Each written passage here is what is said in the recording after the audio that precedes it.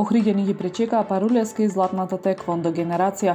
За да се достигне тронот на Европа треба многу напор, многу труд и вежбање. За мене овој спорт значи живот, рече Парулевска. Започна мисијата на представниците на Бернската, Рамсарската и ЮНЕСКО конвенциите за отворениот файл за Охридско езеро и Националниот парк Галичица. Млади музички таленти од Охрид најдобри во Италија. Трите ученички во основното музичко училиште Методи Паче постигнаа забележителни резултати и се закитија со значајни награди. Надминат минатогодишниот рекорд од 300 посетители во Охридскиот архив. Времето утре променливо облачно со дожд и температура до 15 степени.